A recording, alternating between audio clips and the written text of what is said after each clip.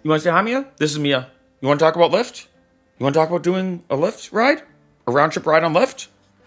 In this video, I'm going to show you how to do a round trip ride on the Lyft app. First things first, pull up the Lyft app, of course, and then click where are you going. So basically type in your address. So let's say I'm going from Culture Brewing Company to Tower 12, but I want to do a round trip ride. So I want to go from Culture to Tower 12, back to Culture, two great spots in Los Angeles, Culture Brewing Company being in Manhattan Beach, Tower 12 being in Hermosa.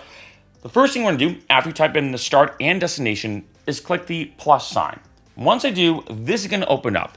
This is how you do a multi-stop trip on Lyft. And Lyft usually assumes the third stop is in the middle. So you can see Culture, it assumes you're going to go to another spot, then Tower 12.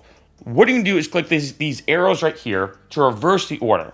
So now it looks like this. You're starting at Culture, then going to Tower 12, then I'm going to click destination. Once I do, I'm going to type in my original starting point. Because remember, we're trying to do a round trip ride. So I'm going to click Culture. Now it's going to look like this. So it's going to go Culture, Tower 12, Culture. And then this is the trip right there. You can see it's going to be one quick loop where I start at Culture, go to Tower 12, and then go back to where I started. I know, super quick video overall, but I hate YouTubers that ramble on and make things longer than they have to be.